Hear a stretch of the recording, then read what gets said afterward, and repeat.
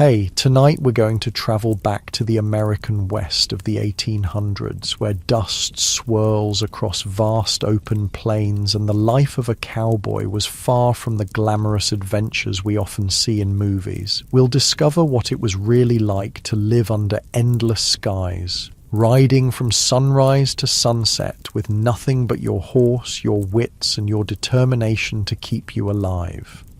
Hey, if you're enjoying these stories, I'd really appreciate a like or subscribe. I'm curious where you're listening from, so drop a comment with your location and what time it is there. Now find a cozy spot, take a slow, deep breath, and let your body sink into comfort as we journey back in time together. Congratulations, you've just woken up in the American West of the 1870s. The cool morning air feels crisp against your skin as you blink your eyes open to the first pale light of dawn. You're lying on a simple bedroll spread across the hard-packed earth, your back already aching from another night spent under the vast, star-filled sky. The wool blanket beneath you is scratchy against your skin, and the oilcloth you wrapped around your belongings last night is stiff and cold to the touch. Around you, other shapes are stirring, your fellow cowboys beginning to rise for another long day on the trail.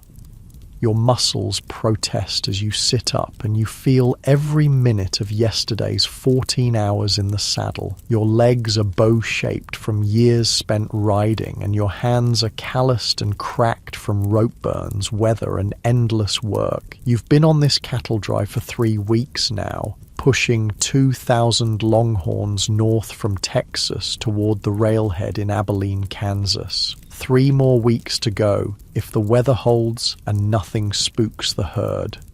The smell of coffee brewing pulls you fully awake. Cookie, the camp cook, is already busy at the chuck wagon, stoking his fire and preparing breakfast. That man might be the grumpiest soul you've ever met, but right now the rich aroma of coffee beans boiling in that big metal pot makes him seem like an angel sent from heaven. Your mouth waters at the thought of hot coffee cutting through the trail dust that seems permanently lodged in your throat. "Rise and shine, boys," calls the trail boss, his voice rough from years of shouting over wind and cattle. "Sun's coming up and them cows ain't gonna move themselves." You run your fingers through your hair, feeling the grit and oil built up over days without washing. Your bandana, tied loosely around your neck, will soon be pulled up over your nose and mouth to keep out the worst of the dust. Your Stetson hat, beaten by sun and rain, but still holding its shape, sits ready beside your bedroll. Those wide brims aren't just for show, they're the difference between having the skin on your face or watching it peel away under the merciless desert sun. Around the camp, 15 other cowboys are folding their bedrolls, pulling on boots and making their way toward the coffee pots. These are tough men from varied backgrounds, former slaves from the South, Mexican vaqueros who taught the American cowboys most of what they know, European immigrants seeking their fortune, and young men born in the territories raised in the saddle. Despite their differences out here on the trail, they're all just cowboys, paid the same wage, facing the same dangers, sharing the same miserable conditions. You reach for your boots and shake them vigorously before putting them on. It's a habit born of necessity. Scorpions and spiders love the warm darkness of a cowboy's boot, and you learned long ago that a quick shake could save you from a painful sting or bite. The tough leather is shaped to your feet after months of wear, the narrow toes and high heels designed specifically for riding. Those heels aren't for show either. They help keep your feet secure in the stirrups as you ride. "Breakfast in 5, Cookie announces, his voice carrying across the camp. "You want hot food? You'd best get here 'fore it's gone." No one needs to be told twice. You tuck your bedroll under your arm and make your way to the chuck wagon, joining the line of men waiting for their morning meal. The chuck wagon itself is an impressive sight, a modified army wagon with a large box attached to the back. filled with food supplies, cooking equipment, and even basic medical provisions. Charles Goodnight invented this mobile kitchen just a decade ago, and it's revolutionized life on the trail. Before chuck wagons, cowboys had to make do with whatever they could carry in their saddlebags. Cookie slaps a metal plate into your hands, heaping it with beans and bacon. It's the same meal you had yesterday and the day before and will likely have tomorrow, but hot food is hot food and you're grateful for it. You take your plate and tin cup of coffee and find a spot to sit, the ground still cool beneath you. As you eat, you watch the sky lighten in the east. It's going to be another scorcher today. You can feel it in the air. The good news is there are no clouds on the horizon. Rain might sound pleasant after days of dust and heat, but a storm on the open prairie is every cowboy's nightmare. Lightning can spook a herd into a stampede faster than anything, and a stampede means hours of dangerous riding to regain control if you're lucky. Well, you've seen what 2,000 frightened longhorns can do to a man caught in their path. The memory of your friend Jackson, trampled 2 years ago when his horse stumbled during a night stampede, still makes your stomach clench. You bout done daydreaming? The voice of Diego, one of the vaqueros, pulls you from your thoughts. His dark eyes are amused beneath the brim of his sombrero. Boss says we're moving out in 10 minutes. You gulp down the last of your coffee, feeling the hot liquid burn pleasantly all the way down to your empty stomach. The beans and bacon are already gone. You've learned to eat quickly on the trail. Time is always in short supply, and a cowboy who dawdles over his food might find himself going hungry. Cookie takes your empty plate with a grunt that might be thanks. You head back to your bedroll, rolling it tight and tying it with practiced movements. Everything you own in the world is in this roll. A spare shirt, an extra pair of socks, a small bag of tobacco, your straight razor, and a tattered photograph of your mother. $35 in wages is carefully tucked into your boot, the accumulated payment for over a month of work. It's not much, but it's enough to keep you fed and with a roof over your head during the winter months when cattle drives stop and ranch work slows. You strap your bedroll behind your saddle and check your horse over carefully. This gelding has been with you for 3 years now, a steady mount with good cow sense. You run your hands down his legs, feeling for any swelling or heat that might indicate injury. Finding nothing concerning, you check his hooves next, picking out small stones and packed dirt. A lame horse out here could mean death, not just for the horse, but potentially for you as well. The closest town is 4 days' ride away, and no cowboy can keep up with a cattle drive on foot. Mount up! The trail boss's command rings out across the camp, and there's an immediate flurry of activity as men finish their preparations and climb into their saddles. The morning air is still cool as you swing up onto your horse, feeling the familiar creak of leather beneath you. Your body settles into the saddle like it belongs there, years of riding having shaped your muscles and bones to this position. You nudge your horse forward, taking your place in the lineup. As a mid-level hand, you'll be riding flank today, keeping the herd bunched together and chasing down any strays that try to wander off. Ahead, the point riders are already moving toward the bed ground where the cattle spent the night. In the growing light, you can see the massive herd of longhorns, some still lying down, others already on their feet and grazing on the sparse grass. Their enormous horns catch the early sun, some spreading 6 feet or more from tip to tip. These aren't the docile beef cattle of today's ranches. These Texas longhorns are half-wild descendants of Spanish cattle that have adapted to the harsh conditions of the frontier. They're lean, tough, and can be dangerous when provoked. The work of getting them moving begins, point riders circling the front of the herd while drag riders prod those still reluctant to rise. You take your position along the side of the herd, your horse alert beneath you, ready to respond to the slightest pressure from your legs. This is where experience counts, knowing how to move, when to push, when to hold back. A good cowboy can read cattle like a book, anticipating their movements before they happen.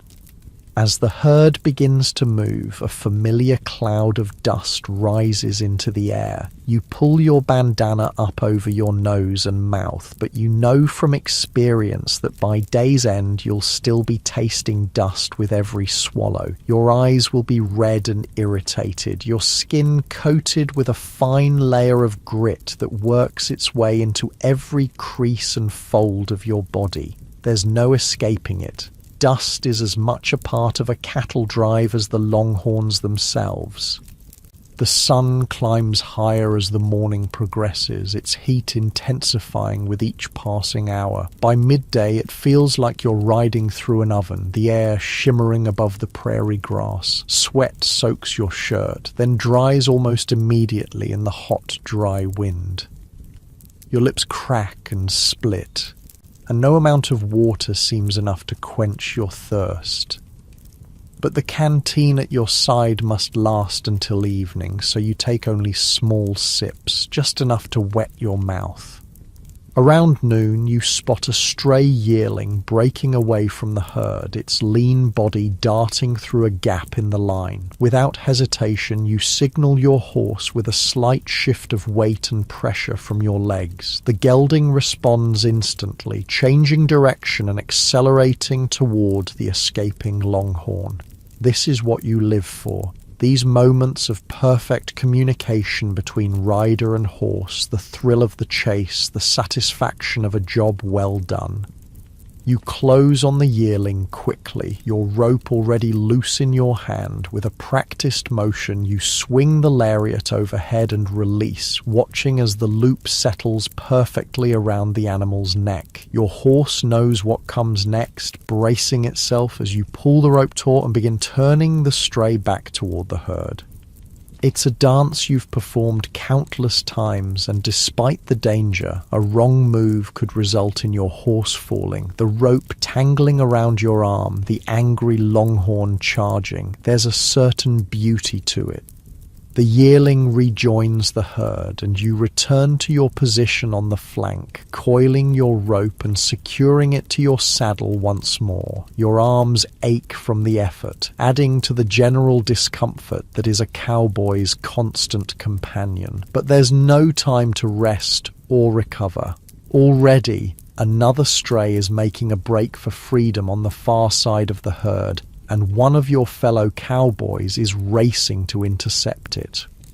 The afternoon stretches endlessly before you, a monotonous cycle of riding, watching, chasing, and returning. The trail boss sets a steady pace, aiming to cover 15 miles before making camp for the night. It doesn't sound like much, but moving 2,000 cattle across open country is slow work. Too fast, and the animals will lose weight, becoming less valuable at market. Too slow, and you risk running short on water or grass, or being caught by early winter storms further north.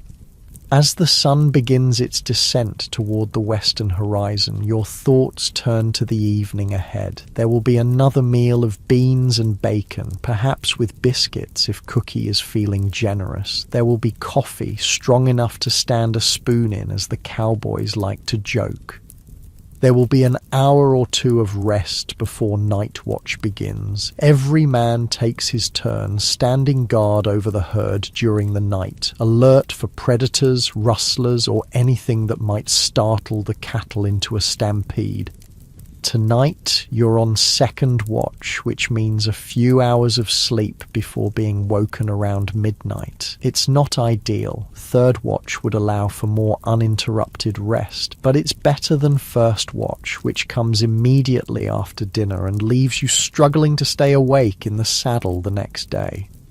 The trail boss signals for the herd to be turned slightly eastward toward a small creek that should provide water for the night. Finding good bed grounds is a critical skill. The site needs water, enough grass to feed 2,000 hungry cattle, and ideally some natural features that help contain the herd. Tonight's spot looks promising, with the creek on one side and a gentle rise of land on another that will make it easier to keep the longhorns together. As the sun touches the horizon, painting the sky in brilliant oranges and reds, the day's ride finally comes to an end. The cattle, thirsty after hours of movement, head eagerly for the water. Cowboys position themselves strategically around the herd, ensuring that the animals don't bunch too tightly at the creek and that none wander too far in search of better grazing. You dismount with a groan, your legs stiff and sore after 14 hours in the saddle. The ground feels strange beneath your feet, and you walk with the slightly bow-legged gait that marks a career cowboy. Your first priority is your horse. No matter how tired or hungry you are, your mount comes first. You remove the saddle and bridle, checking again for any injuries or sores that might have developed during the day's ride. Finding none, you brush the animal down with handfuls of grass, removing sweat and dust from its coat. Only when your horse is watered, fed, and secured for the night do you turn your attention to your own needs. The chuck wagon is already set up, Cookie working his usual magic with limited ingredients. The smell of food draws the cowboys like moths to a flame, their fatigue momentarily forgotten in anticipation of a hot meal. You join the line, exchanging tired nods with your companions. Words are scarce after a long day on the trail. Everyone is too exhausted for conversation. With plate in hand, you find a spot to sit, your body sinking gratefully to the ground. The beans and bacon taste better than the finest restaurant meal simply because you're so hungry. You eat slowly now, savoring each bite, knowing that once the food is gone, sleep beckons. Around you, other cowboys do the same, some already lying back on their bedrolls, boots still on, hats pulled over their faces to block the last light of day. As darkness falls completely, the night watch prepares to ride out. 4 men for the first shift, moving slowly around the perimeter of the herd, singing softly to the cattle. A cowboy's singing voice might not win any contests in town, but out here it serves a vital purpose. The steady, rhythmic sound helps keep the cattle calm and lets them know where the riders are, preventing startled reactions when a horse approaches in the darkness. You spread your bedroll on a relatively flat piece of ground, not bothering to remove your clothes. Only your boots come off, set carefully beside you where they can be pulled on quickly if needed. The night air is cooling rapidly, a blessed relief after the heat of the day. But it means the temperature might drop uncomfortably low before morning. You pull your blanket up, using your saddle as a pillow, and gaze up at the stars emerging in the darkening sky. This is the moment when the hardships of a cowboy's life seem worth it. Lying beneath a canopy of stars so bright and numerous they seem close enough to touch, the soft sounds of cattle and horses in the background, the vast openness of the frontier stretching in all directions. Despite the aches in your body, the perpetual hunger, the dangers that lurk around every corner, there's a freedom here that can't be found in the increasingly crowded cities back east.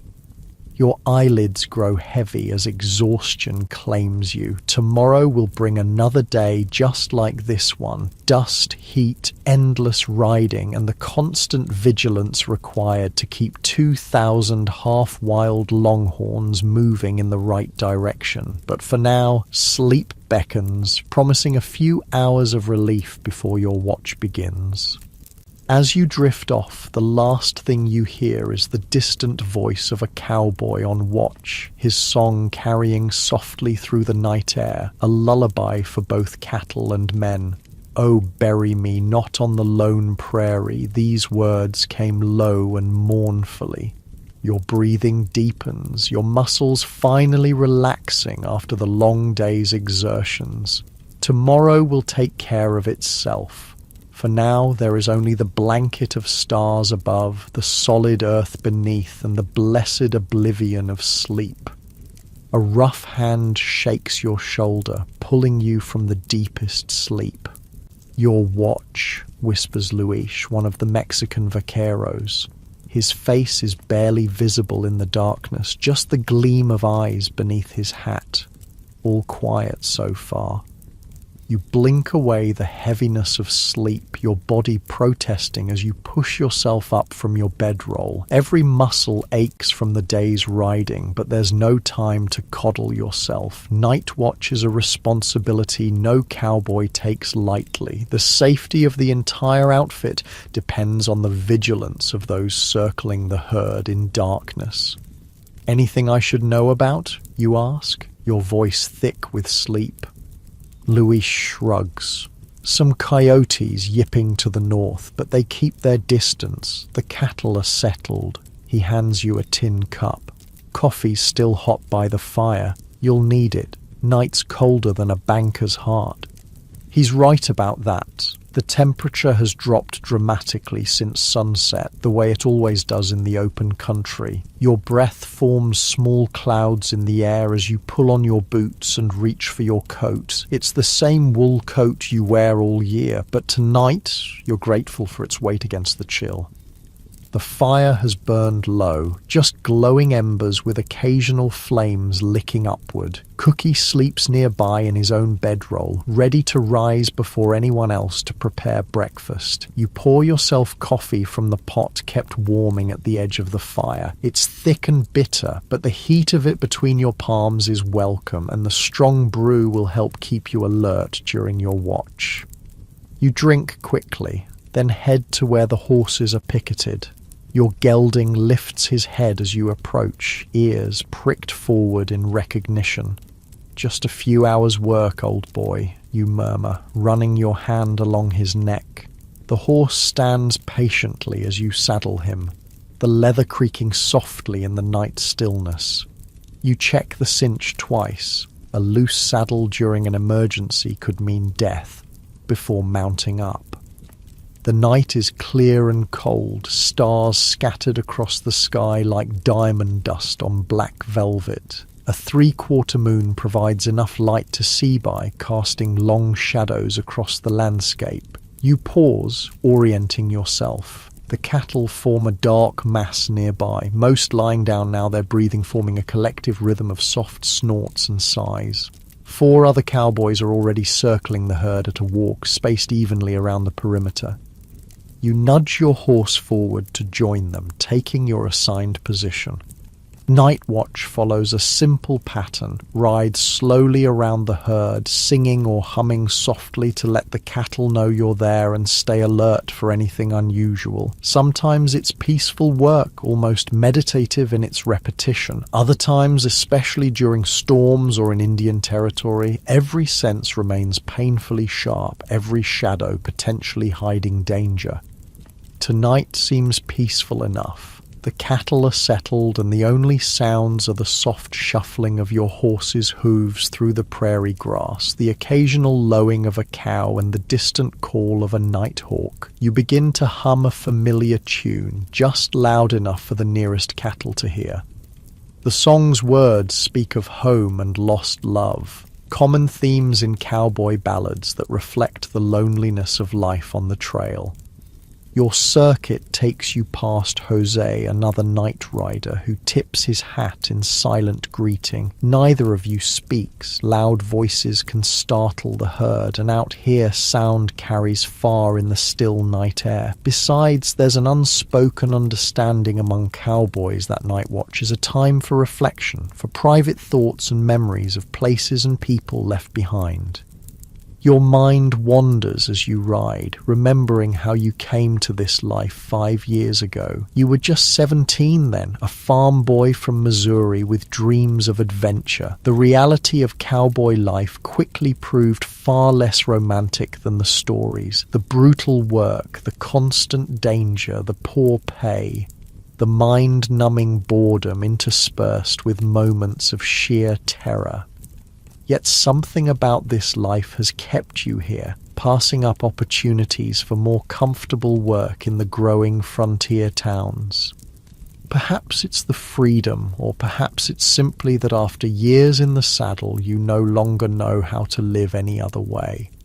A movement catches your eye, something dark slipping through the shadows at the edge of the herd. You tense, hand moving instinctively to the revolver at your hip, but then relax as you recognize the distinctive silhouette of a coyote. The small predator is smart enough to keep its distance from the massive longhorns, likely hoping to scavenge droppings or perhaps catch a rabbit flushed by the herd's presence.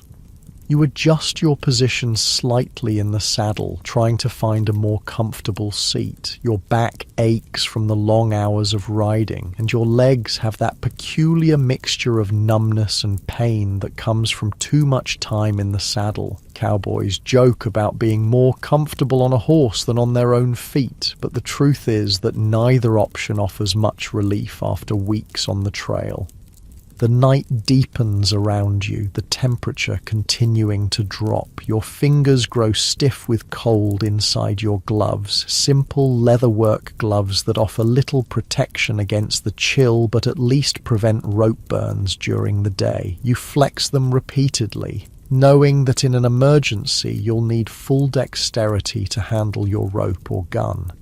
Time passes with agonizing slowness during night watch. There's nothing to mark its passage except the gradual movement of stars across the sky and the slow circuit you make around the sleeping herd. Your mind plays tricks on you sometimes, shadows seeming to move or take shape, only to resolve into harmless bushes or rocks when you look more closely. Staying alert without giving in to jumpy nerves is a skill that takes years to develop. A soft sound catches your attention, not from the herd but from the darkness beyond. You strain your ears trying to identify it. There it is again, the distinctive snort of a horse but not one of yours. Your heart rate quickens as you scan the surroundings. It could be nothing. A wild Mustang passing through, or it could be trouble. Indians sometimes, rustlers more often, hoping to cut out a few cattle from the edges of the herd under cover of darkness. You make a subtle signal to Jose, who's riding the next section of perimeter. He's heard it too, his posture alert as he subtly changes his course to investigate. You do the same from your side, both of you careful not to show alarm that might spook the herd. Your right hand rests lightly on your revolver now, ready but not drawing yet. A stampede would be more devastating than the loss of a few cattle, so caution guides your movements. The sound doesn't repeat, and after a tense quarter hour of hypervigilance, you begin to relax slightly. Perhaps it was a wild horse after all, or even just the wind playing tricks. Still, you remain more alert for the rest of your watch, eyes constantly scanning the darkness beyond the herd. Hours pass this way in cold, saddle-sore vigilance. Your back develops a deep ache that no shifting of position can relieve. Your eyes burn with fatigue and you fight to keep them from closing. This is when night watch becomes truly difficult, fighting your body's desperate need for sleep while maintaining the focus needed to protect the herd. Finally, the eastern sky begins to lighten, just a slight lessening of the darkness at first, then a gradual spreading of pale grey light. The stars closest to the horizon fade as the pre-dawn glow strengthens. Relief washes through you. Your watch is nearly done, and nothing serious has occurred. The cattle begin to stir as daylight approaches. Some standing and beginning to graze, while others remain recumbent, reluctant to start the day. The trail boss emerges from his bedroll, looking first toward the herd, then at the sky, gauging the day to come. He signals to Cookie, who's already up and rekindling the fire, then begins waking the rest of the outfit. Another day on the trail is beginning. You complete your final circuit as the camp comes to life. Men moving stiffly, their breath visible in the cold morning air. Diego rides out to relieve you, his face still creased with sleep. "Anything?" he asks. "Thought I heard a horse about halfway through the watch," you report. Nothing came of it. He nods, taking your place as you ride back to camp. You're bone-tired now, the kind of exhaustion that makes your whole body feel leaden. But there's no rest for you yet. The day's work is about to begin, and night riders are expected to pull their weight just like everyone else. You'll catch sleep the next night, assuming you're not assigned to watch again. You dismount near the chuck wagon, the smell of coffee and frying bacon making your empty stomach growl. Cookie looks up from his work, his weathered face impassive. "Grab some grub," he says. "Boss wants to move out early today. Says there's water 10 miles ahead he wants to reach by noon." The coffee revives you somewhat, and the food, bacon, beans, and a couple of biscuits, gives you the energy you'll need for the morning's work. You eat quickly, standing beside the fire for warmth, watching as the camp transforms from a collection of sleeping men to an efficient working outfit in a matter of minutes. The routine is so familiar it requires little thought. Eat, saddle your fresh mount from the remuda, roll your bedding, secure it behind your saddle, and take your position. Today you're assigned to the left flank again, keeping the herd together and preventing strays from wandering off. As the sun breaks over the horizon, bathing the landscape in golden light, the cattle are already moving, urged forward by the drag riders at the rear. Dust rises immediately, the fine particles infiltrating everything. Your clothes, your nose and mouth, despite the bandana, even your eyes, which water continuously in a futile attempt to clear themselves. Your body moves automatically, guiding your horse with subtle shifts of weight and pressure from your legs. After years in the saddle, these movements are as natural as walking. Your mind, however, struggles against the fatigue of a night without proper sleep. You find yourself drifting, then jerking awake, fighting to maintain the vigilance needed for the job. The morning passes in a haze of dust and exhaustion. The sun climbs higher, its heat beginning to penetrate the chill of night, though at this time of year the days remain pleasantly warm rather than scorching. You're grateful for small mercies. A cattle drive in the height of summer is a special kind of torture, with temperatures soaring well above 100 degrees on the open plain.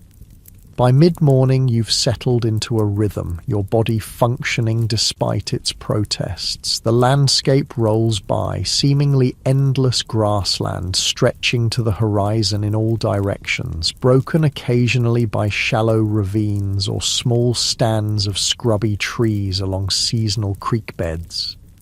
It's beautiful in its vastness, though few cowboys would use such a word. To most, it's simply the backdrop to their work, notable only for the practical concerns of water, grass, and shelter it might provide. A commotion near the front of the herd catches your attention. One of the point riders is waving his hat, signaling for assistance. You press your heels into your horse's sides, urging him forward to see what's happening. As you draw closer, you see the problem. A section of the herd has balked at crossing a small ravine, causing a bottleneck that threatens to split the drive. You join several other cowboys working to push the reluctant cattle forward. It's dangerous work. The animals are nervous, some turning and trying to break back through the herd. A longhorn's horns can span 6 feet or more from tip to tip, lethal weapons when wielded by a panicked animal weighing over 1,000 pounds. One wrong move could mean being gored or trampled. Your horse knows the work well, darting in to turn a cow back toward the ravine, then quickly retreating before the animal can respond. You use your rope, twirling it overhead to create noise and movement that helps direct the cattle. Gradually, the leaders find their way down the gentle slope of the ravine and up the other side, and the rest begin to follow. Crisis averted, you return to your position on the flank, adrenaline temporarily overcoming your fatigue. This is the cowboy life in essence. Long stretches of monotony broken by moments of intense activity and danger. The trail boss nods approval as he rides past. The closest thing to praise you're likely to receive. By midday, as promised, the drive reaches a small stream. The water isn't much, a shallow ribbon winding through the prairie, but it's enough for the cattle to drink and for the men to refill their canteens. The animals crowd toward the water, jostling for position, while cowboys work to ensure they don't bunch too tightly and risk injuring themselves or damaging the stream banks. You take the opportunity to splash water on your face, washing away some of the trail dust. The cool liquid is a blessed relief against your sun-warmed skin. You drink deeply, then refill your canteen, carefully securing the cap. Water is precious out here, never to be wasted or taken for granted. There's no real break for lunch. Cowboys eat in the saddle during the day, usually jerky or hardtack carried in their pockets. The only proper meals come at breakfast and dinner when the chuck wagon is set up. You chew a strip of jerky as you ride, the tough, salty meat requiring determined jaw work. It's not satisfying, but it keeps hunger at bay and gives you something to focus on besides your exhaustion. The afternoon stretches before you, the cattle moving at a steady pace across the rolling grassland. Your fatigue returns with a vengeance, your eyelids feeling weighted, your head nodding despite your best efforts. This is the dangerous time, when tired cowboys make mistakes that can cost lives. You pinch yourself, bite the inside of your cheek, anything to stay alert. The landscape begins to change subtly as the drive moves northward. The grass grows a little thicker here, and occasional stands of cottonwood trees mark the courses of streams. You're leaving the arid plains of Texas behind, moving into territories that receive more rainfall. It's good cattle country, and under different circumstances you might appreciate the changing scenery. Today, however, your world has narrowed to the immediate needs of staying awake and doing your job. A movement to your right catches your attention, a rabbit bursting from cover, startled by the approaching herd. In an instant, your hand drops to your revolver, drawing and aiming before conscious thought intervenes. You catch yourself just before firing, the instinctive reaction a testament to both your training and your jumpiness from lack of sleep. Slowly, you return the weapon to its holster, heart pounding, aware of how close you came to causing the very stampede you're meant to prevent. Jumpy today, ain't ya? The voice belongs to Tom, a veteran cowboy riding nearby. His weathered face shows amusement rather than concern. Night watch'll do that to a man. Keep your iron holstered unless you want the boss to tan your hide. You nod, embarrassed but grateful that no real harm was done. Tom's right. Firing a gun near the herd without cause is one of the cardinal sins of cattle driving, potentially triggering a stampede that could kill men and animals alike. The trail boss would indeed have harsh words, or worse, for such a mistake. How much farther you reckon to Abilene, you ask, hoping conversation will help keep you alert. Tom squints at the horizon. 3 weeks if the weather holds. Could be longer if we hit trouble. Trouble could mean anything from flooded rivers to Indian attacks to the dreaded Texas fever that sometimes struck northern cattle exposed to the seemingly healthy longhorns. The reminder of your destination brings mixed feelings. Abilene means the end of the drive, payment for your work and the luxuries of town, a real bed, a hot bath, maybe a visit to a saloon for whiskey and cards. But it also means decisions about what comes next. Finding work for the winter, perhaps signing on with another outfit for the return journey south, or trying your luck at something else entirely. Some cowboys dream of saving enough to buy their own small herd someday, but the meager wages make that dream distant for most. Your thoughts are interrupted by a shout from the right flank. A section of the herd has spotted better grazing and is beginning to drift in that direction, threatening to break away. You spur your horse forward to help turn them back, grateful for the activity that forces alertness. Working together with 3 other cowboys, you manage to redirect the wandering cattle back toward the main body of the herd. The sun begins its westward descent, the quality of light changing as afternoon transitions toward evening. Long shadows stretch across the prairie, and the heat of the day begins to dissipate. You're beyond tired now, operating on instinct and determination alone. Each hour feels like 3, and you find yourself repeatedly counting the time until the day's drive will end and you can finally sleep. Finally, as the sun approaches the horizon, the trail boss signals for the herd to be turned toward a suitable bed ground for the night. It's a good spot, a gentle depression in the land with a small stream along one edge, providing both water and some natural containment for the cattle. The animals, tired from the day's journey, move willingly toward the water and the relatively lush grass that grows along its banks. The outfit works with practiced efficiency to settle the herd for the night. The chuck wagon has already arrived and set up, Cookie working over his fire to prepare the evening meal. The smell of food, beans again, but with salt pork tonight instead of bacon, and maybe biscuits if you're lucky, makes your stomach growl with anticipation.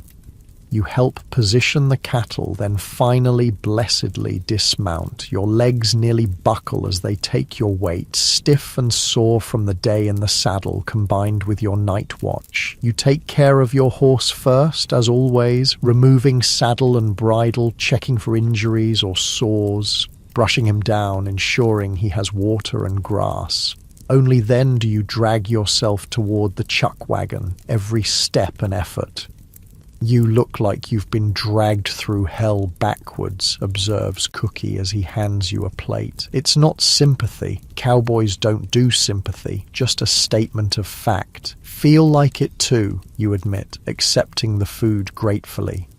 You find a spot to sit, your body sinking heavily to the ground. The food is simple but hot and filling, exactly what you need. Around you, other cowboys eat with the focused intensity of men who know the value of a meal that isn't jerky or hardtack. Conversation is minimal, everyone is tired, and tomorrow will bring more of the same. The trail boss approaches as you're finishing your food, stopping beside you. "You're off watch tonight," he says, his tone making it clear this isn't a favor but a practical decision. "Get some sleep, need you sharp tomorrow." You nod gratefully, too exhausted for words. As soon as you've finished eating and returned your plate to Cookie, you unroll your bedding and prepare for sleep. The sun has fully set now, the temperature dropping rapidly. You don't bother removing your clothes, just your boots, placed carefully within reach for quick access if needed. Your revolver goes under your folded jacket, which serves as your pillow. Around you, the camp settles for the night. Men talk quietly, some mending torn clothing or repairing equipment by the firelight. Others smoke, the sweet smell of tobacco mingling with the wood smoke from the fire. The night watch prepares to ride out, checking their gear and mounting up with quiet efficiency. You lie back, looking up at the stars emerging in the darkening sky. Despite the aches in your body and the bone-deep fatigue, there's a certain peace in this moment. The vastness of the sky above, the solid earth beneath, the knowledge of a job done as well as possible under difficult circumstances, these things bring their own satisfaction.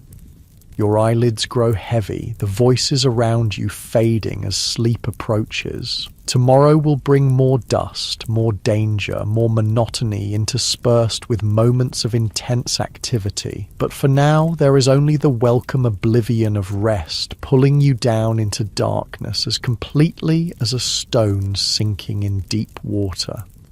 Your last conscious thought is gratitude for the food in your belly, the relative safety of the camp, and most of all for the gift of sleep uninterrupted by watch duty. Then consciousness fades and you drift into dreams of green valleys and clear streams far from the dust and danger of the trail. Morning comes too soon, the first grey light of dawn filtering through your closed eyelids. For a moment, you lie still, savouring the last remnants of sleep before the day's demands begin. Your body feels heavy against the ground, muscles stiff and sore from weeks of hard riding. The air is cool against your face, carrying the scents of dew-dampened grass, wood smoke from the rekindled fire, and the earthy smell of cattle that permeates everything on a drive. Around you, the camp is already stirring. Cookie bangs pots at the chuck wagon, his way of announcing that breakfast will soon be ready. Men grunt and groan as they rise, their bodies protesting after another night on the hard ground. No one speaks much at this hour. Words come later after coffee has worked its magic. You push yourself up, wincing at the various aches that make themselves known. Your lower back feels particularly tight this morning, and your right shoulder throbs where you landed on it after being thrown from your horse last month. Old injuries and new ones blend together after years on the trail, creating a map of pain that every experienced cowboy carries with him. The trail boss stands near the fire, conferring with Cookie and studying the sky. There's a heaviness to the air this morning, a certain quality to the light that suggests weather might be coming. Not good news, rain can turn a simple cattle drive into a nightmare of mud, irritable livestock, and the constant threat of stampede. You pull on your boots and make your way to the chuck wagon, joining the line of men waiting for coffee. Diego hands you a tin cup of the steaming black liquid, strong enough to stand a spoon in, as cowboys like to say. The first sip burns your tongue, but sends a welcome jolt of warmth through your system. By the third sip, you're beginning to feel human again. Cookie dishes out breakfast. Beans again with salt pork and biscuits. It's the same meal you've eaten countless times, but hunger makes it taste good enough. You find a spot to sit, nodding greetings to the men around you. Conversation is still minimal, most of the outfit focused on eating and mentally preparing for the day ahead. River crossing today, announces the trail boss, his voice carrying across the camp. A collective groan rises from the men. River crossings are among the most dangerous parts of any cattle drive, combining deep water, nervous animals, and countless opportunities for disaster. About 10 miles ahead, want to hit it by mid-afternoon, get across before sundown. You finish your breakfast quickly, knowing there's extra work to be done if a river crossing is coming. Every man in the outfit will need to be alert and ready, every horse steady and reliable. The trail boss begins assigning positions for the day's ride, placing his most experienced hands at critical points around the herd. You'll take left point, he tells you, a position of responsibility that both flatters and concerns you. Point riders lead the herd, setting the pace and direction. It's skilled work that requires good judgment and quick reflexes. The boss must have noticed your handling of yesterday's ravine crossing, or perhaps he's just short-handed and needs every capable rider he can get. You saddle your horse with particular care this morning, checking every strap and buckle twice. A equipment failure during a river crossing could be fatal, not just for you, but potentially for other men caught in the resulting chaos. Your gelding seems to sense the importance of the day, standing unusually still as you tighten the cinch and secure your bedroll behind the saddle. By the time the sun breaks fully over the horizon, the outfit is mounted and ready to move. The cattle are already on their feet, grazing the last bits of grass before being urged forward. You take your position at the left front of the herd, alongside Manuel, an experienced vaquero who will ride right point. Between you, you'll guide 2,000 longhorns toward the river crossing ahead. The day's ride begins like any other. The slow forward movement of the herd, the rising cloud of dust, the endless vigilance required to keep the animals moving in the right direction. But there's an undercurrent of tension among the cowboys today, an awareness of the challenge ahead. River crossings test both men and animals, revealing weaknesses and requiring perfect coordination among the entire outfit. The landscape gradually changes as the morning progresses. The flat prairie gives way to more varied terrain, with gentle hills rising to either side. Trees appear more frequently, cottonwoods and willows that signal the approaching presence of the river. The grass grows thicker and greener, fed by the increased moisture in the soil. By mid-morning you can smell the river, a distinctive scent of water, mud, and the particular vegetation that grows along watercourses. The cattle sense it too, their pace increasing slightly as thirst drives them forward. This eagerness helps move the herd, but will become problematic at the crossing itself, where control is essential. The trail boss rides up beside you, his face serious beneath the wide brim of his hat. "River's running high," he says without preamble. "Scouting party just got back. Current strong, but there's a good entry and exit point about half a mile downstream from the main trail." You nod, absorbing this information. A high river means deeper water, stronger current, and greater danger. But a good entry and exit point, gentle slopes rather than steep banks, will help tremendously. The worst crossings combine deep water with steep, muddy banks that exhausted cattle struggle to climb, creating bottlenecks that can lead to animals drowning. "Keep them tight on approach," the boss continues, "but once we hit water, give them room. Don't want them bunching in the current. It's standard procedure for river crossings, but the reminder is welcome. Even experienced cowboys can make mistakes when tensions run high." As noon approaches, the river comes into view, a broad ribbon of brown water cutting through the landscape. From this distance it looks deceptively peaceful, the surface reflecting the blue sky above. Only the occasional swirl and eddy hint at the current running beneath that calm surface. The trail boss calls a brief halt, gathering the outfit for final instructions while the cattle graze. Men listen intently, understanding that their lives may depend on executing this crossing correctly. Tasks are assigned, contingency plans established, signals agreed upon. The atmosphere is focused rather than fearful. These men have faced such challenges before and will face them again if they survive this one. Your role as point rider is critical. You'll be among the first to enter the water, establishing the path the cattle should follow. If your horse handles the crossing well, the animals are more likely to follow without balking. If you run into trouble, it could trigger panic throughout the herd. The drive resumes, angling toward the crossing point identified by the scouts. As you draw closer to the river, you can now see the power of the current, the way it tugs at fallen branches caught in its flow. The water is murky with silt, making it impossible to judge its depth by sight alone. The crossing will be an act of faith as much as skill.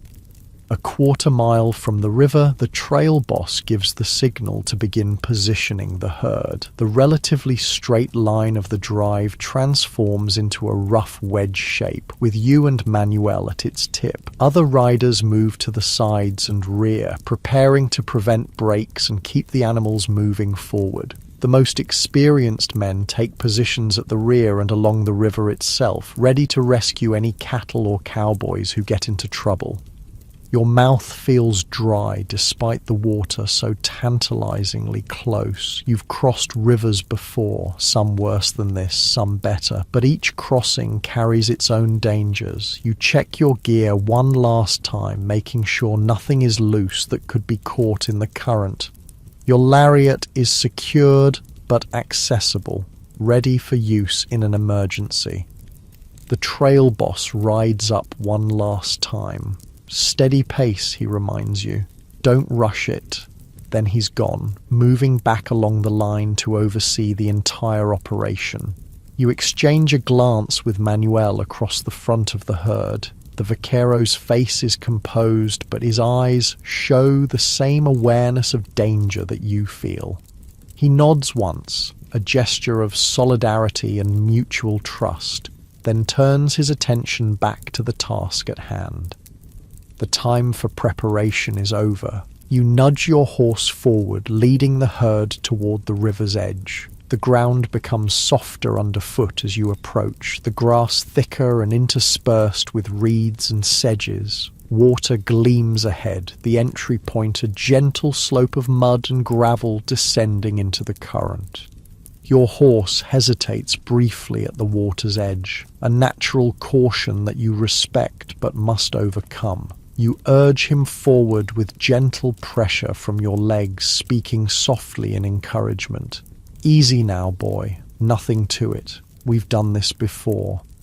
The gelding steps into the river, water swirling around his fetlocks, then his knees as he moves deeper. The footing is still good, firm rather than muddy, and his confidence grows with each step. Behind you, the lead cattle follow, their massive horned heads held high above the water. The river gets deeper quickly, the bottom dropping away. Soon your horse is swimming, his powerful shoulders working beneath you as he fights the current. Water rises to your knees, cold even through your tough canvas pants. You keep your feet in the stirrups. Contrary to normal practice when a horse falls, during a river crossing, it's better to stay connected to your mount, your fates literally tied together. The current pushes against you, stronger than it appeared from the shore. It takes constant correction to maintain your direction toward the exit point on the far bank. You can hear splashing and occasional bellows behind you as the cattle enter the water en masse, but you dare not take your attention from your own crossing. Halfway across, the current intensifies, channeled by an unseen depression in the riverbed. Your horse struggles, swimming hard but being carried downstream. You fight the instinct to panic, keeping your body relaxed and your weight centered. Panicking now could doom you both. For a moment, it seems the current might win, sweeping you far downstream from the exit point. Then your horse finds new strength, his powerful legs churning through the water with renewed determination. Gradually, stroke by stroke, he regains ground against the flow. The water begins to shallow, your horse's hooves occasionally scraping bottom. Hope rises as you approach the far bank. The exit point is visible now, a gentle slope of gravel leading up to solid ground. Your horse feels it too, his efforts becoming more purposeful as solid footing comes within reach. With a lunge, he leaves the main current, water streaming from his sides as he gains the shallows. A few more strides and you're out, your boots and legs soaked but otherwise unharmed. You immediately turn to watch the herd, assessing how the crossing is progressing. The scene behind you is controlled chaos, hundreds of cattle in the water at once, their huge horns visible above the surface like a bizarre floating forest. Cowboys ride alongside the struggling animals, keeping them moving in the right direction, occasionally darting in to turn astray back toward the exit point. Manuel emerges from the river nearby, his horse blowing hard from the exertion. Like you, he immediately turns to watch the crossing, ready to ride back in if needed. There's no celebration of your own safe passage, not with the majority of the herd and outfit still in danger. The crossing continues for over an hour, a grueling process of guiding frightened, stubborn animals across a dangerous obstacle. From your vantage point on the bank, you can see the strain on both cattle and cowboys. Several times, animals get into trouble, caught in the current or panicking midstream, requiring dangerous rescue operations by the riders. Miraculously, the herd makes it across with minimal losses, just 3 cattle swept downstream despite the outfit's best efforts. One cowboy's horse stumbles in the shallows, sending its rider tumbling into the water, but both emerge relatively unscathed. By the standards of river crossings, it's a significant success. The trail boss is the last to cross, ensuring every animal and man is safely on the far shore before risking his own passage. When he finally rides clear of the water, a subtle relaxation passes through the outfit. No one speaks of their relief. Cowboys don't acknowledge fear, even after the fact. But it shows in slightly looser postures and deeper breaths. There's no time to rest, however. The cattle must be moved away from the river and settled for the night. They're agitated from the crossing, more prone to spooking or wandering off. Every man in the outfit remains vigilant as they urge the herd towards suitable grazing ground 1/2 mile from the shore. You ride with water squishing in your boots and your clothes plastered to your skin. Despite the discomfort, you feel a quiet satisfaction. Point is a position of trust and you handled it well. In the unspoken hierarchy of the outfit, such things matter. As the sun begins to set, the cattle finally settle, grazing contentedly on the lush grass of the riverside meadow. The chuck wagon has made its own crossing at a ford several miles upstream and now awaits the cowboys, the promise of hot food drawing tired men like moths to a flame. You take care of your horse with particular attention tonight, recognizing that his strength and courage carried you safely through the river. An extra handful of grain, a more thorough rub down than usual, small rewards for service that might have saved your life. Only when he's properly tended do you see to your own comfort, changing into your spare shirt and hanging your wet clothes near the fire to dry. Dinner is a more substantial affair than usual. Cookie has outdone himself with a stew containing actual chunks of beef alongside the beans and fresh biscuits to soak up the gravy. It's his way of acknowledging the day's achievement without making a fuss about it, and the men eat with special appreciation, the shared danger having heightened their awareness of small comforts.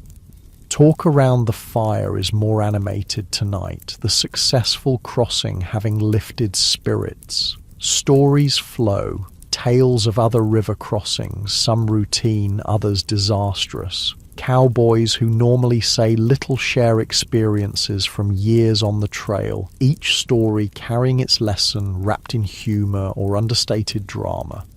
Saw a herd panic mid-river on the Brazos back in '67, recounts Tom, the veteran who rode beside you yesterday. Water was high like today, but the banks were steep, mud on both sides, lost nearly 50 head and 2 good men. He says this matter-of-factly, though the memory clearly still haunts him. One fella got caught between a steer and a submerged log, never had a chance. Others share similar stories, not to frighten but to remind. The trail holds dangers that must be respected, and experience shared can save lives. Even the youngest cowboys listen attentively, absorbing wisdom that no book could provide. The trail boss joins the circle, accepting a cup of coffee from Cookie. Good work today, he says simply. It's high praise from a man of few words, and the outfit accepts it with quiet pride. Tomorrow we make up lost time, dawn start. No one complains. The drive has a schedule to keep. Cattle expected at the railhead by a certain date, contracts to fulfill. Today's triumph is already behind them. Tomorrow's challenge is ahead. Night watch assignments are distributed with extra vigilance, ordered due to the unfamiliar territory and the cattle's residual nervousness after the crossing. You're assigned third watch from roughly 2 a.m. until dawn. Not the easiest shift, but better than having no sleep at all. As darkness falls completely, you spread your bedroll on a relatively flat spot, your body heavy with exhaustion despite the lingering alertness from the day's excitement. Around you, other cowboys settle for the night, some already snoring softly, while others talk quietly or smoke a final cigarette before sleep.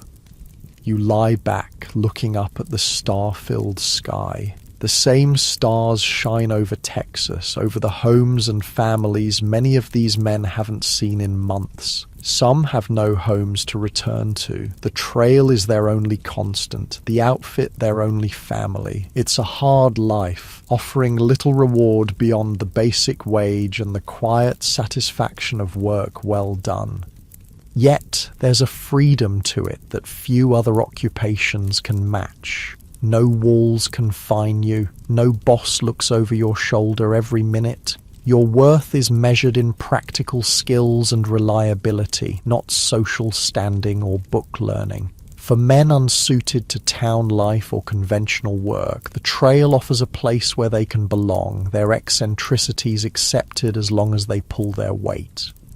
These thoughts drift through your mind as sleep approaches. Tomorrow will bring its own challenges. Another 20 miles if the boss has his way. More dust, more aches, more moments of danger balanced with hours of monotony. But tonight, with the river successfully crossed and your belly full of the best meal in weeks, contentment outweighs concern.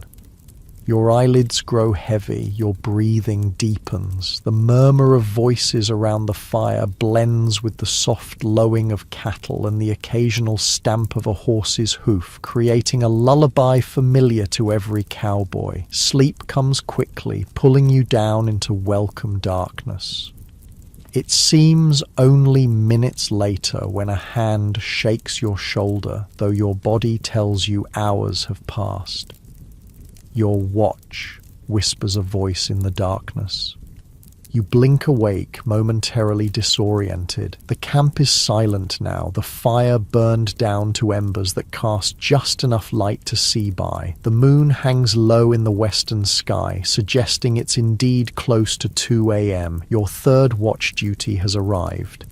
Rising stiffly, you pull on your boots and reach for your coat. The night air has a definite chill, especially with the river so close. You check your revolver by feel, a habit so ingrained you do it without conscious thought, then make your way to where the horses are picketed. Your mount greets you with a soft nicker, remarkably fresh considering the day's exertions. You saddle him quickly, your fingers working by touch and memory in the dim light. Minutes later, you're riding toward the herd, relieving a tired cowboy who's been circling since midnight. "All quiet," he reports. "Couple of coyotes yipping to the east, but they're keeping their distance." You nod, taking his place as he rides back to camp and the few hours of sleep awaiting him. The cattle form a dark mass across the meadow, most lying down now, their breathing creating a collective rhythm of soft snorts and sighs. You begin your circuit, riding slowly around the perimeter. The night is clear and peaceful, stars brilliant overhead. A light breeze carries the scent of water from the river and the sweet smell of crushed grass beneath the herd. In moments like this, the hardships of the trail seem distant, balanced by a profound connection to the land and sky that few people ever experience. You hum softly as you ride, a tuneless sound meant to let the cattle know you're there. Watching over 2,000 half-wild longhorns might seem like an impossible task for one man, but experienced cowboys know that calm, well-fed cattle rarely cause trouble at night unless startled. Your presence, moving predictably around them, provides reassurance rather than alarm. Hours pass with meditative slowness. Your thoughts drift, touching on memories of past drives, wondering about the trail ahead, occasionally returning to more practical concerns like the worn state of your boots or whether your wages will cover the new saddle you've been eyeing in Abilene. The eastern sky begins to lighten almost imperceptibly, the stars closest to the horizon fading as the first hint of dawn approaches. The cattle stir, some rising to graze in the cool morning air. Your watch is nearly done, the night having passed without incident, the best kind of watch from a cowboy's perspective.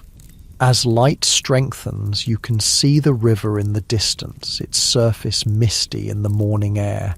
Yesterday's crossing already seems like a distant memory, just one challenge among many on the long trail north.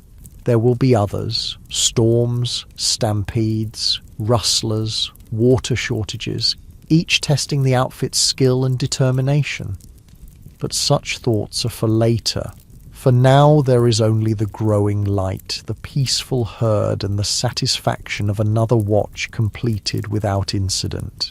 In the cattle drive's mixture of danger and tedium, boredom is always preferable to excitement. The trail boss emerges from his bedroll, signaling the official start of another day. Cookie is already at work, coffee pot on the fire, preparation for breakfast underway. One by one, cowboys rise, moving stiffly in the cool morning air, their faces creased with sleep and stubbled with several days' growth of beard. As your replacement rides out to take over watch, you return to camp, the smell of coffee drawing you like a magnet.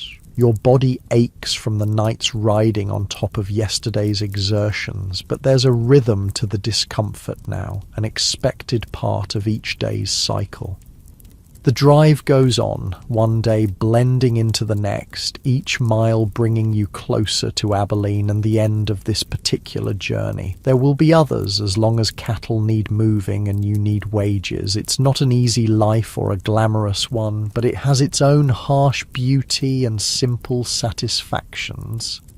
As you dismount near the chuck wagon, accepting a cup of steaming coffee from Cookie's gnarled hands, you reflect that for all its hardships, there are worse ways to live than under the open sky, doing work that demands your best and tests your limits each day. The trail has claimed many good men and will claim more before the era of great cattle drives ends.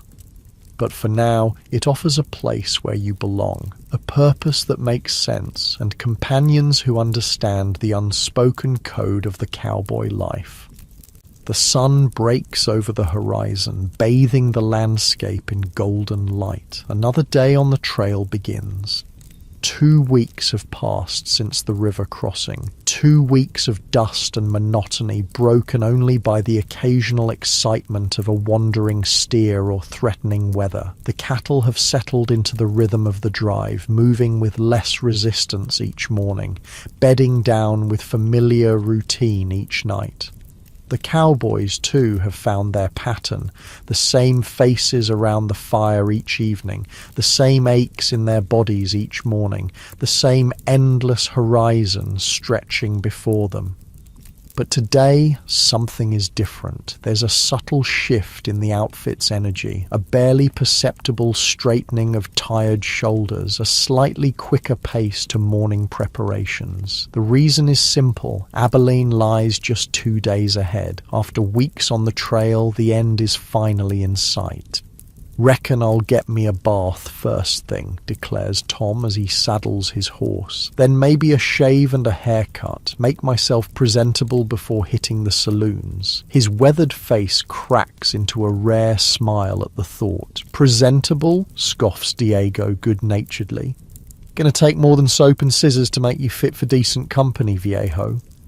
The men laugh, the banter lighter than it's been in weeks. Even the trail boss seems less stern this morning, his customary frown softened by the knowledge that his responsibilities will soon be fulfilled, the herd delivered, his men paid.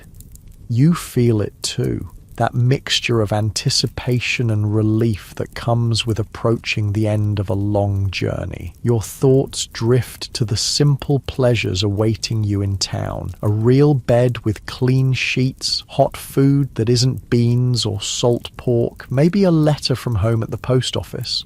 Small luxuries that seem extravagant after months of deprivation.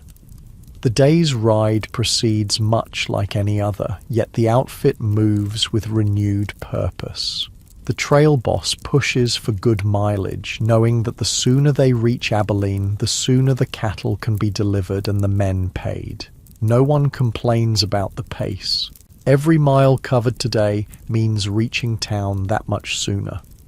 By evening, the landscape is showing subtle changes that indicate proximity to civilization. The occasional farm appears in the distance, fenced fields replacing the open prairie. Wagon tracks cross the trail more frequently, and once, a proper road intersects your path, its surface hardened by regular traffic.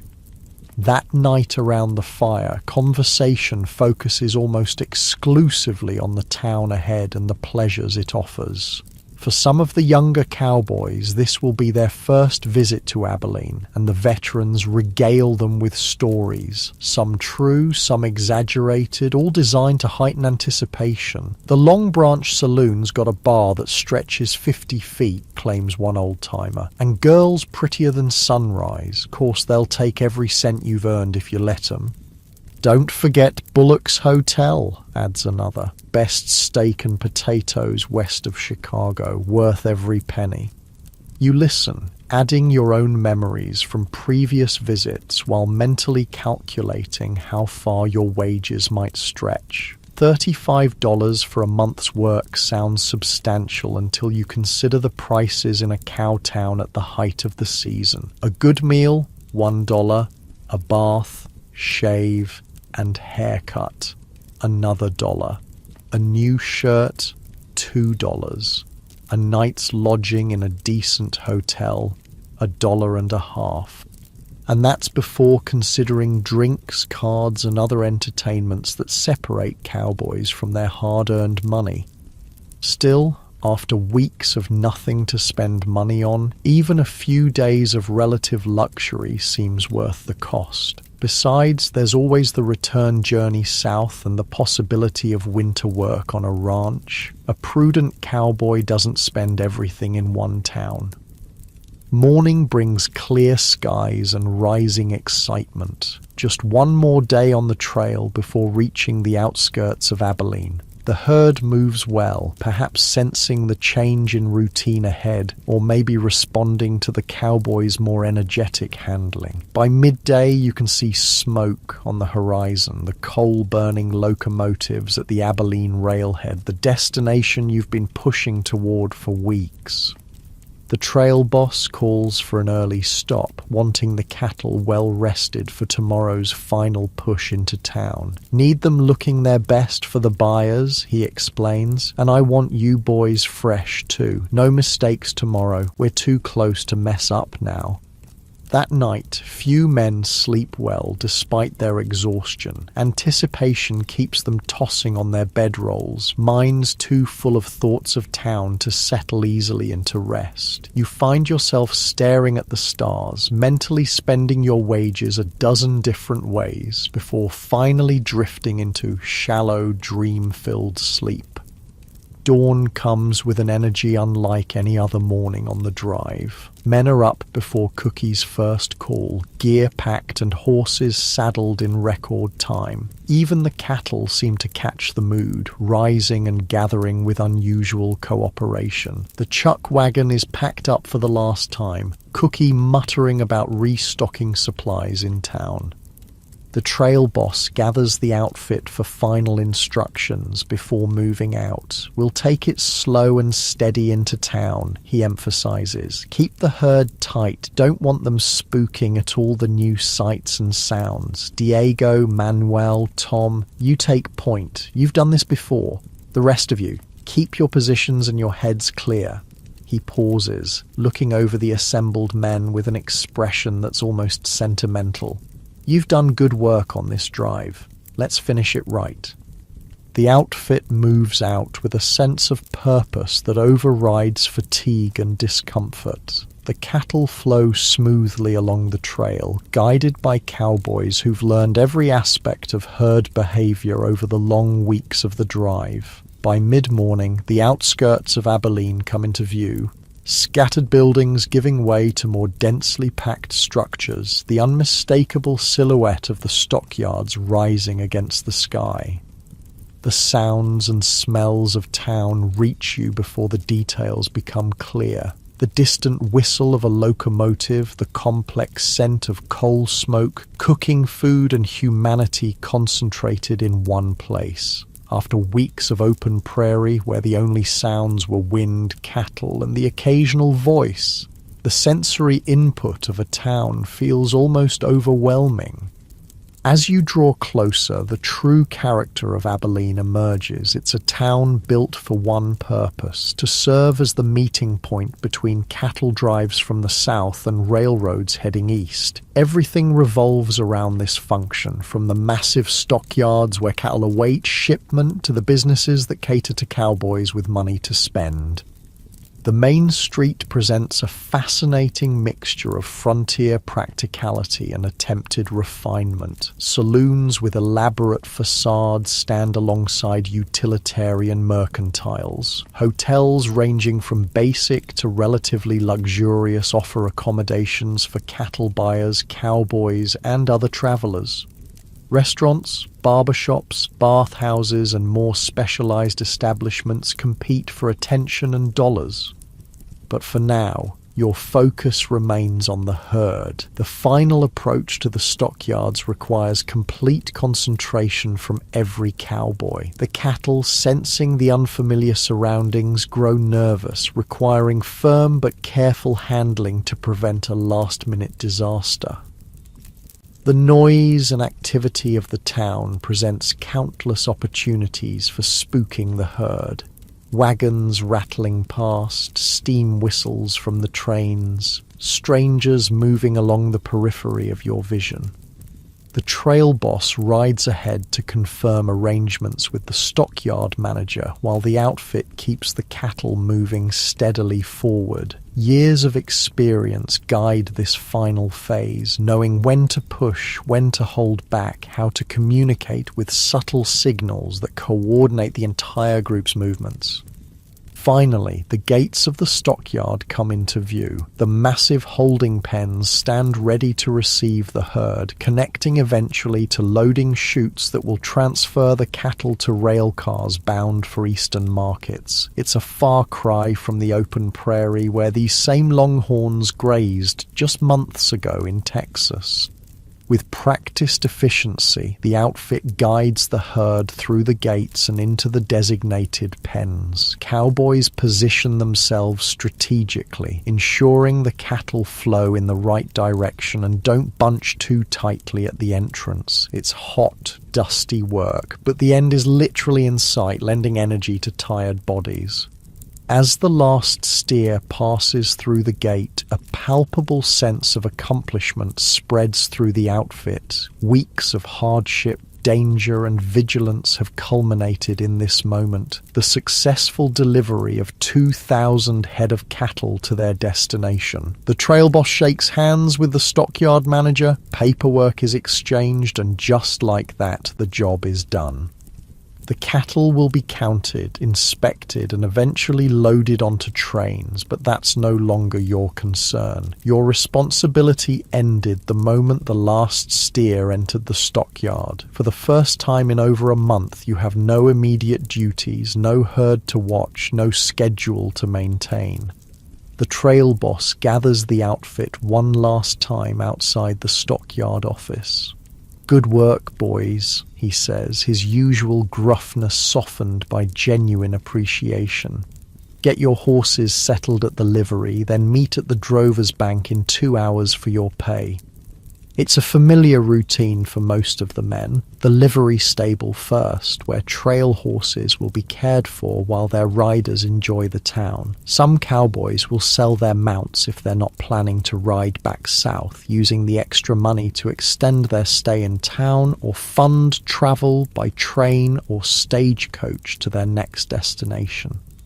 You decide to keep your gelding. He's proven his worth many times over, and good horses are valuable. The livery stable is busy with other recently arrived outfits, but you find a stall and ensure your mount is properly cared for. Good grain, clean water, a thorough brushing to remove the trail dust. Only when you're satisfied with his arrangements do you turn your attention to your own needs. The contrast between the open trail and the confined spaces of town is jarring. Buildings block the horizon in every direction, creating a sense of enclosure that feels strange after weeks of limitless visibility. Streets packed with people, wagons, and horses create a cacophony that assaults your ears. The various smells, some pleasant, some decidedly not, compete for attention after the relatively clean scents of prairie and cattle. Your first priority is practical. Secure a room for your stay. The better hotels filled quickly during cattle season, but you find space at a modest establishment called the Westerner. The room is small but clean, with an actual bed rather than a straw mattress on the floor. After weeks of sleeping on the ground, it seems luxurious beyond measure. Next comes the ritual every trail-worn cowboy craves, a bath. The town's bathhouse does steady business during the cattle season, providing hot water, soap, and privacy for men who haven't properly washed in weeks. You pay your 25 cents and sink gratefully into the steaming tub, feeling layers of dirt and trail grime dissolve away. The hot water eases aches in muscles that have almost forgotten what relaxation feels like. Clean for the first time in memory, you visit the barber shop next door. The barber takes one look at your shaggy hair and untrimmed beard and gets to work without comment. He's seen countless cowboys in the same condition. Half an hour later, you emerge looking considerably more civilized, your face smooth, your hair neatly trimmed beneath your recently dusted hat. A new shirt from the Mercantile completes your transformation from trail-worn cowboy to relatively presentable town visitor. The crisp cotton feels strange against skin accustomed to sweat-stiffened fabric, but the freshness is worth the $1.50 it cost. By the time you reach the drover's bank, most of the outfit has already assembled, looking remarkably different after similar ministrations. Men who lived in dust and sweat for weeks now stand freshly barbered and clothed, the only remaining signs of their profession being sun-darkened skin, calloused hands, and the distinctive bow-legged stance that comes from years in the saddle. The trail boss handles the paperwork inside, then emerges with a stack of banknotes. One by one, he calls each cowboy forward, counting out the agreed-upon wages plus any bonuses earned for special duties. When your name is called, you step up and receive your pay. $35 for the month's work, plus a $5 bonus for your performance at the river crossing and on-point duty. It's not a fortune, but in your hand it represents the tangible reward for weeks of hardship and risk. With money in your pocket and no immediate responsibilities, the town opens before you like a book of possibilities. The outfit disperses quickly, each man following his own inclinations. Some head directly for the saloons, thirsty for whiskey and company after the isolation of the trail.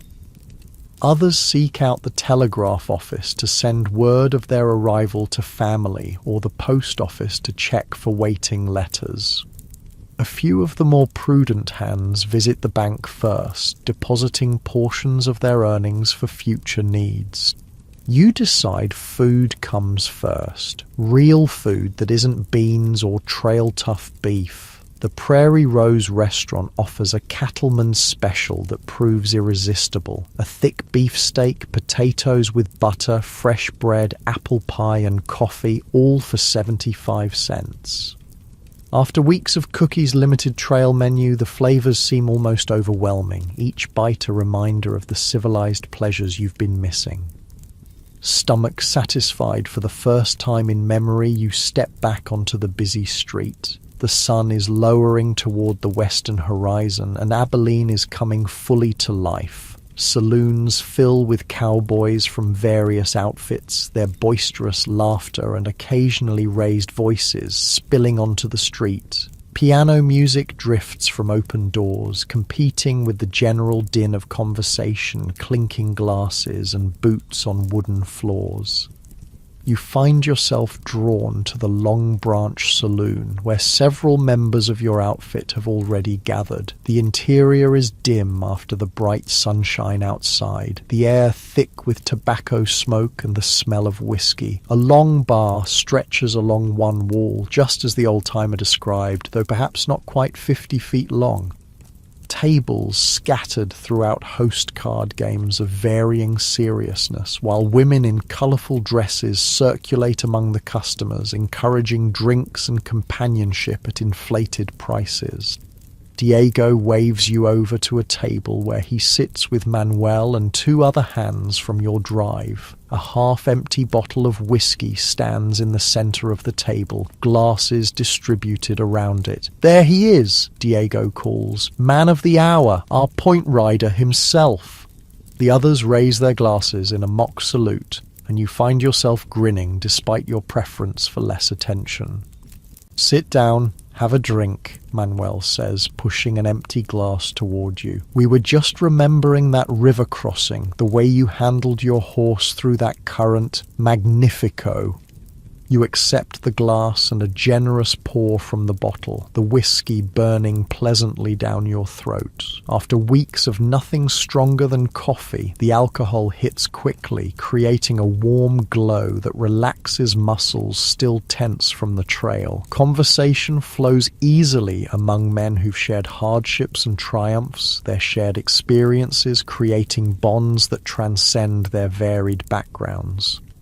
As evening deepens into night, the saloon grows more crowded and rowdy. Cowboys from different outfits eye each other with varying degrees of friendliness or suspicion, old rivalries and territorial disputes simmering beneath surface civility. Town marshals make regular rounds through the establishments, their badges gleaming in the lamplight, their presence a reminder that Abilene maintains at least a veneer of law and order.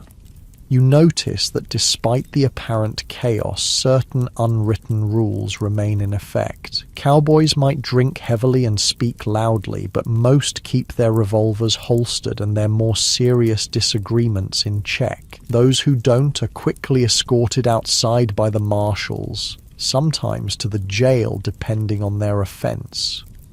Contrary to popular fiction, frontier towns learned early that unchecked violence was bad for business.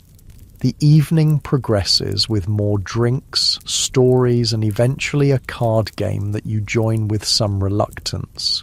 Poker is a common pastime among cowboys, but you've seen too many men lose their entire season's wages in a single night of bad cards or worse judgment. You set yourself a limit, $5, no more, and stick to it despite the occasional winning hand that tempts you deeper into the game. By midnight, the effects of weeks of hard work, today's excitement, and several whiskies combine to create an overwhelming fatigue. You bid goodnight to your companions, some of whom seem prepared to continue until dawn, and make your way back to the Westerner Hotel. The night air feels cool after the stuffy saloon, the relative quiet of the side streets a relief from the constant noise. Your room awaits, the bed turned down by the hotel staff. After weeks of sleeping fully clothed on the ground, the simple luxury of removing your boots and shirt before lying between actual sheets seems almost decadent. The mattress yields beneath your weight, conforming to your body in a way that the hard earth never did. Yet, strangely, sleep doesn't come immediately. The bed feels too soft, the room too enclosed after weeks under the open sky. The muffled sounds of the town, distant piano music, occasional shouts or laughter, the passing of late-night wagons create a backdrop unfamiliar to ears, accustomed to the sounds of cattle and prairie wind. You find yourself thinking of the trail, of star-filled nights and dawn breaking over endless grassland. For all its hardships, there was a simplicity to that life, a clarity of purpose that town living lacks. Here, everything is transaction and artifice, pleasures purchased rather than earned, relationships temporary and often mercenary. Tomorrow will bring more of the same. Saloons and card games, perhaps a visit to the theatre or other entertainments Abilene offers to separate cowboys from their money. For some, the town's allures will consume every dollar they've earned, leaving them broke and looking for work when the cattle season ends. Others will guard their wages more carefully, spending on necessities and modest pleasures while saving for the future. Your own plans remain fluid. There's the possibility of signing on for the return journey south with the same outfit, or perhaps winter work at one of the ranches, or maybe something different entirely. The frontier offers opportunities for those willing to work hard and take risks. But such decisions can wait for tomorrow. For now, there is only the unusual comfort of the bed, the gradual relaxation of trail-tightened muscles, and the knowledge that for a few days at least you can simply be. No herd to watch, no schedule to keep, no immediate dangers to guard against. Your eyelids grow heavy as your body finally surrenders to exhaustion. The last thing you hear before sleep claims you is the distant whistle of a train, perhaps carrying the very cattle you helped drive north, now bound for eastern markets and tables. There's satisfaction in that thought, in knowing that the hardships and dangers of the trail served a purpose beyond mere survival. Sleep comes at last, deep and dreamless, the well-earned rest of a job completed. Morning in Abilene arrives with unfamiliar sounds, people moving in hallways, wagons rolling on streets, the distant whistle of a locomotive. For a moment you lie still in the unusual softness of a real bed, your mind trying to reconcile these noises with the dawn chorus of lowing cattle and nickering horses that has awakened you for weeks on the trail. Your body feels different too, cleaner, less immediately painful, though with deep aches that speak of accumulated fatigue rather than yesterday's exertions. The mattress cradles you in a way that's both comforting and strange after so many nights on hard ground. Part of you wants to sink back into this rare luxury, to pull the sheet over your head and sleep until noon simply because you can. But habits formed on the trail die hard. Despite having no schedule to keep, no herd to tend, your body insists on rising with the sun. You swing your legs over the edge of the bed, feet finding the wooden floor that doesn't shift or give like the earth. Everything about town living requires small adjustments from a man accustomed to life on the trail. You dress in your new shirt and freshly brushed pants, boots that still bear the unmistakable marks of hard use despite yesterday's cleaning. Cowboy life leaves its imprint on a man's possessions just as it does on his body. Permanent creases, weathered surfaces, repairs born of necessity rather than aesthetics. The hotel's dining room offers breakfast for 50 cents, eggs, bacon, biscuits with gravy and coffee. After weeks of beans and hardtack, it seems like a feast fit for royalty, though the eggs are slightly overdone and the coffee weaker than Cookie's trail brew.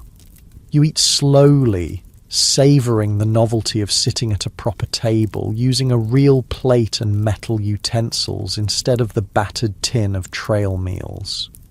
Other diners fill the room, a mixture of cowboys from various outfits, cattle buyers in their city clothes, travelling salesmen, and the occasional local businessman. The conversations create a pleasant background hum, punctuated by the clink of cutlery and the occasional burst of laughter. It's a civilized sound, so different from the elemental noises of the trail. Wind, animals, men's voices competing with the vastness of open space. With no immediate demands on your time, you step out onto Abilene's main street, already bustling despite the early hour. Businesses are opening, wagons delivering goods, townspeople going about their daily routines. Cattle season transforms these frontier towns, bringing an influx of money and activity that sustains them through the quieter winter months. You consider your options for the day. Most of your outfit is likely still sleeping off last night's whiskey, but they'll emerge eventually, drawn to the saloons and other entertainments. Part of you is tempted to join them, to lose yourself in the boisterous camaraderie and purchased pleasures that make up a cowboy's town visit.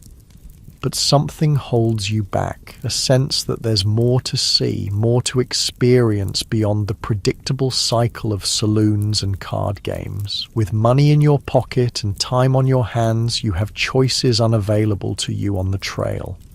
The town's mercantile draws your attention first, its windows displaying goods unavailable in the isolation of ranch life. Inside, shelves lined with canned foods, bolts of cloth, tools, medicines, and luxuries from back east create a showcase of civilization's offerings. You browse without any particular purpose, enjoying the simple novelty of choice after weeks of having no options beyond what the chuck wagon provided. Eventually, you make a few practical purchases: tobacco, a new bandana, sturdy socks, ammunition for your revolver. Small things, but important for the working cowboy. The shopkeeper wraps them carefully in brown paper, tying the package with string. The transaction complete, you step back onto the boardwalk, your modest bundle tucked under your arm. The post office is your next stop. Like many cowboys, you have irregular contact with whatever family remains. In your case, a mother and younger sister back in Missouri. Letters travel slowly on the frontier, sometimes taking weeks or months to reach their destinations. But they provide a tenuous connection to the world beyond cattle and trail dust. There is indeed a letter waiting, your mother's careful handwriting on the envelope, the paper worn from its long journey. You take it to a quiet corner of the town's small park, settling on a bench beneath a cottonwood tree to read privately. Her words bring news of home, your sister's schooling, changes in the small farming community where you grew up, gentle inquiries about your health and plans. Between the lines, you can read her continuing hope that you might someday return, though she knows better than to ask directly. The letter stirs complicated feelings. There's love for the family you rarely see, nostalgia for the simpler life you left behind, but also the certainty that you could never return to it permanently. The constraints of farm life, the predictable rhythms of planting and harvest, the close quarters of community, all would feel like a prison after years of the freedom found on the open range. You fold the letter carefully, tucking it into your shirt pocket. Later you'll write a reply, brief but reassuring, with perhaps a small portion of your wages enclosed to help with the farm. It's a pattern repeated by countless cowboys, maintaining connections to homes they visit rarely, if at all. The day stretches before you, filled with small pleasures and observations impossible on the trail. You watch a train arrive at the station, disgorging passengers from the east. Some clearly businessmen come to negotiate cattle purchases, others looking like settlers heading further west. Faces alight with hope and apprehension. The locomotive itself fascinates you. a marvel of industrial power so different from the animal strength that powers life on the range. Later, you visit the gunsmith to have your revolver cleaned and checked, a practical necessity for a weapon that might someday stand between you and death. The smith works with practiced efficiency, dismantling, cleaning, and reassembling the Colt with reverent care. It's a tool to him, but also something more, a mechanical artwork deserving respect. Been carrying this a while, he observes, noting the worn grips and holster marks on the barrel. 5 years or thereabouts, you confirm. Never failed me yet. He nods approvingly. Keep it clean and it'll serve you 5 more. He hands it back, the action smooth as silk after his ministrations. Such small interactions mark the day, brief connections with the specialized talents that make up a frontier town. The saddle maker who discusses potential repairs to your gear, the boot maker who takes measurements for a custom pair you can't quite afford yet but might save for. The bookseller who seems surprised when you browse his limited selection but happily discusses the merits of different authors. These conversations reveal something often forgotten in tales of the Wild West, that cowboys were men of varied backgrounds and education. Some, like yourself, could read and write with reasonable facility. Others were former soldiers, tradesmen, or sons of privilege seeking adventure. A few were fugitives from justice or troubled pasts. All found in the cowboy life a certain egalitarianism where a man was judged by his skills and reliability rather than his origins. By late afternoon, you find yourself drawn back toward the saloons where your outfit has likely gathered. Sure enough, several familiar faces are already settled at tables or standing at the bar, exchanging stories with cowboys from other drives. The atmosphere is more subdued than last night. Men pacing themselves for the longer stay in town, nursing beers rather than pounding whiskey. Diego waves you over to a table where he sits with Tom and a couple of hands from a different outfit. "There he is," Diego calls. "Was beginning to think you'd gone respectable on us." You settle into an empty chair, accepting the beer someone pushes your way. "Just seeing the sights," you explain. "Town's got more than just saloons, turns out." Tom snorts. Nothing worth the time that doesn't involve whiskey, women, or cards. But there's no real conviction in his voice, just the expected performance of the hard-living cowboy that masks more complex realities. The conversation flows easily among men who understand each other's lives, touching on shared experiences and future plans. You learn that most of your outfit will be heading back south in a week, the trail boss having already secured a contract to return with the chuck wagon and remuda. Some will go, lured by the promise of continued work. Others, like Tom, plan to winter in Wyoming, having lined up ranch work that will carry them through until spring. What about you?" Diego asks. "Coming back with us?" You hesitate, realizing you haven't fully decided. The familiar rhythm of the trail has its appeal. At least you know what to expect, harsh as it might be. But something in you seeks change, perhaps a different challenge or simply a new landscape. "Haven't made up my mind," you admit. "Might head west a bit, see what's hiring in Colorado or Montana." The others nod, understanding the restlessness that drives many cowboys to move regularly between outfits and territories. Few expect to stay in one place or with one outfit forever. It's the nature of the life to follow opportunity and inclination across the vast spaces of the frontier. As evening approaches, the saloon grows more crowded and rowdy. Fresh outfits have arrived in town, their members flush with newly paid wages and eager for entertainment after weeks of deprivation. The piano player arrives, striking up popular tunes that soon have men singing along in various states of musical ability. Women in bright dresses circulate through the crowd, encouraging drinks and companionship at inflated prices. You nurse your beer, feeling slightly removed from the growing revelry. Last night's excitement has faded, replaced by a more contemplative mood. Perhaps it's the letter from home or simply the natural come down after the drive's completion, but you find yourself observing more than participating in the saloon's entertainments. A commotion near the bar draws everyone's attention. Two cowboys from different outfits, faces flushed with alcohol, voices raised in disagreement. The subject is unclear, but the trajectory is familiar. Before it can escalate further, the town marshal appears as if by magic, his presence alone causing a subtle ripple of adjustment in the room. "Take it outside or cool it down," he says simply, one hand resting casually near his holstered revolver. His eyes, hard as flint beneath the brim of his hat, convey the seriousness behind the mildly delivered ultimatum. The cowboys glare at each other a moment longer, then mutter acknowledgements and separate, moving to opposite sides of the room.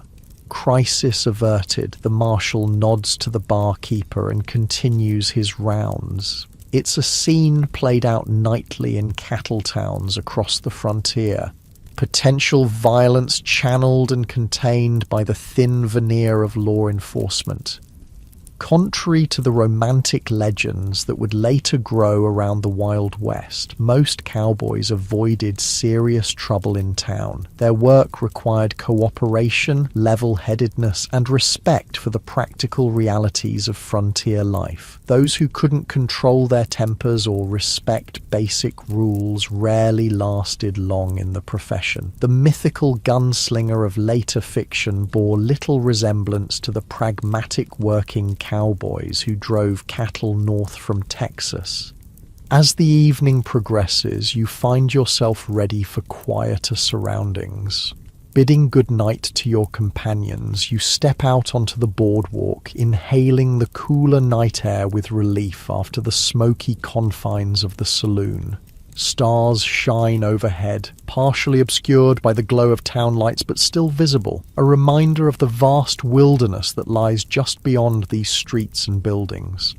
You walk slowly back to your hotel, considering options for the days ahead. The money in your pocket provides temporary freedom, but it won't last forever. Soon enough, you'll need to make decisions, commit to a direction, secure work for the coming season. For now, though, there's a rare luxury in having choices, in not being immediately bound by the demands of cattle or trail boss. Your room welcomes you with simple comforts. The bed turned down, a pitcher of fresh water on the washstand, a small lamp casting warm light against the coming darkness. You remove your boots and outer clothes, performing ablutions that would have been impossible on the trail. The soap smells faintly of lye rather than the harsh carbolic of the bathhouse, and the water is cool rather than hot, but the simple act of washing face and hands before sleep feels civilized in a way that still surprises you.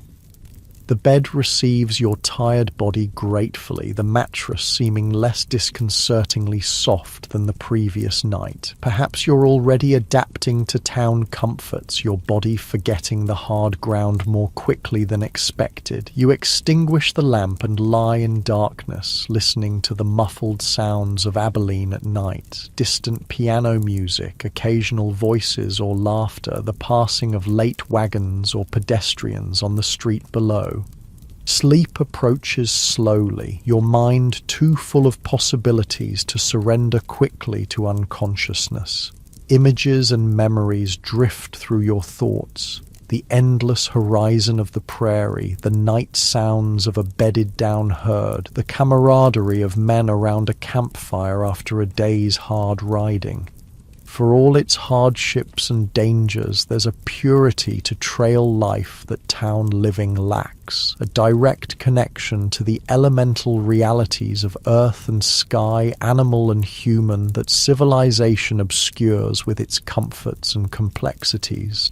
Yet you can't deny the appeal of those very comforts. The clean sheets beneath you, the prospect of regular meals not limited to beans and salt pork, the simple luxury of a door that closes for privacy. The working cowboy lives between these worlds, experiencing the extremes of primitive hardship and civilized pleasure in a cycle dictated by the seasonal rhythms of cattle raising.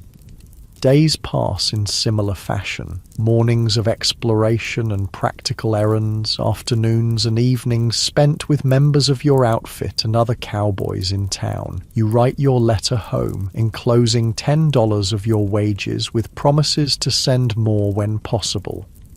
You purchase a few more necessities and one luxury, a small book of poetry that fits in your saddlebag. Something to read during the long evenings ahead wherever they might find you.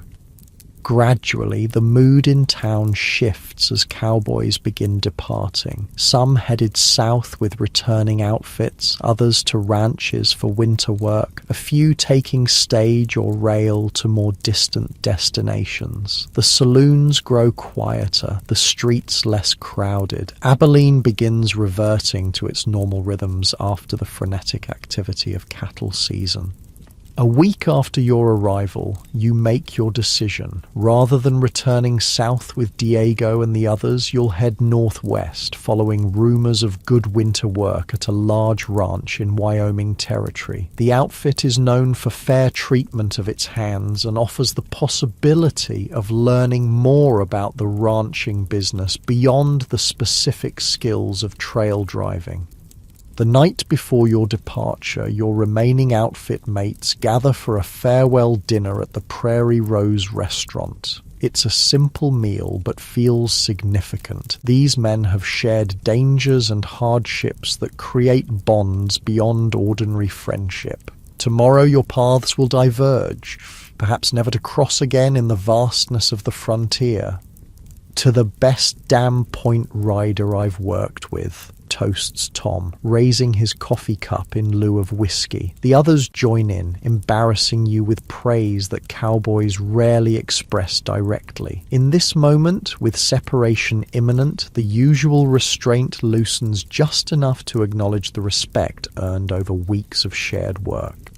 Morning brings final preparations, settling your hotel bill, collecting your gear, retrieving your horse from the livery stable. The gelding seems eager to move, perhaps sensing your own readiness to leave town behind. You secure your bedroll and other possessions behind the saddle.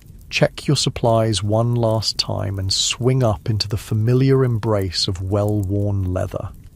Abilene falls away behind you as you ride northwest, following the stage road that will eventually connect with trails leading into Wyoming. The town's noise and complexity give way to the simpler soundscape of hoofbeats, wind through grass, and occasional bird song.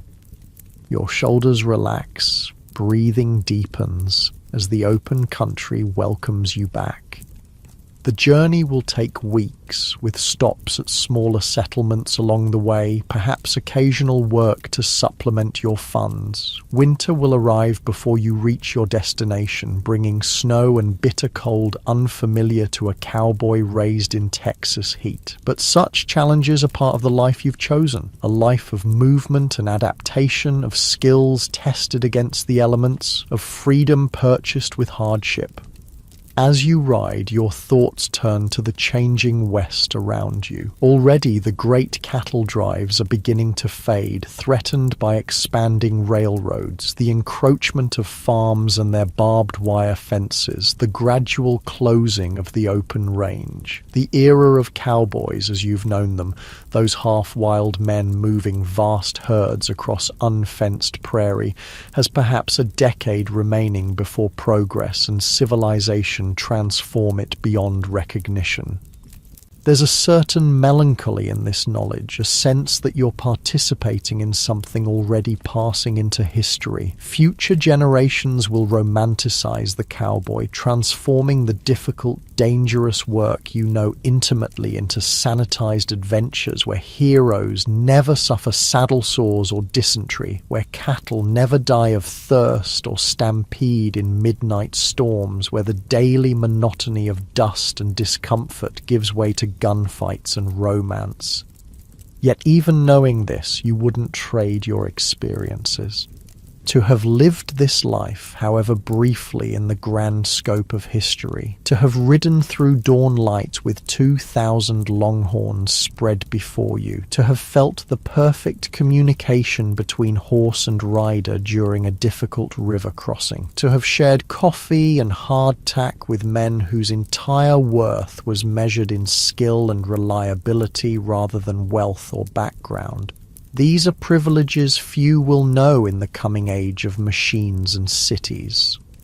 The sun reaches its zenith and begins its westward descent as you continue riding. The landscape unfolds before you, rolling prairie giving way to more varied terrain, hills rising in the distance against the impossibly blue sky. Your horse maintains a steady pace, conserving energy for the long journey ahead. There's no hurry now, no herd to push, no schedule to maintain beyond the natural rhythms of daylight and darkness, hunger and rest. By late afternoon, you begin looking for a suitable camping spot, somewhere with water and grass for your horse, perhaps a bit of shelter from the wind. An experienced eye identifies possibilities that a town dweller might miss, the slight depression that will block the prevailing wind, the particular shade of green that suggests a spring or seep nearby, the arrangement of trees that might provide both firewood and security. You make camp with practiced efficiency, unsaddling your horse and setting him to graze on a long picket line, gathering wood for a small fire, preparing the simple meal that will sustain you until morning. As darkness falls, you spread your bedroll on the ground, using your saddle as a pillow just as you did on the cattle drive. Above, stars emerge in breathtaking profusion, undiminished by town lights or buildings, the same stars that guided cowboys across the trackless prairie in the earliest days of the great herds. The fire burns low, its embers casting just enough light to see by as you settle into your blankets. The night air carries a chill that hints at the coming change of seasons. Somewhere in the distance, a coyote calls, its lonesome cry echoing across the open land. Your horse shifts slightly at the sound, then returns to quiet grazing, undisturbed by a presence as familiar as the night itself.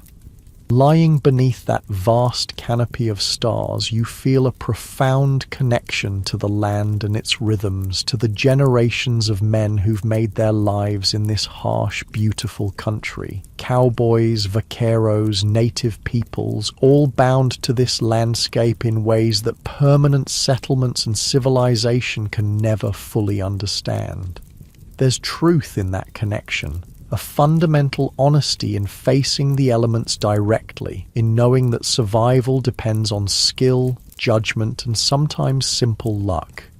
Sleep approaches gently, your body relaxing into the familiar embrace of earth beneath and sky above. Tomorrow will bring more riding, more decisions, more challenges, both expected and unforeseen. The Wyoming ranch may prove to be everything you hope for, or merely another temporary stopping point in a life of movement.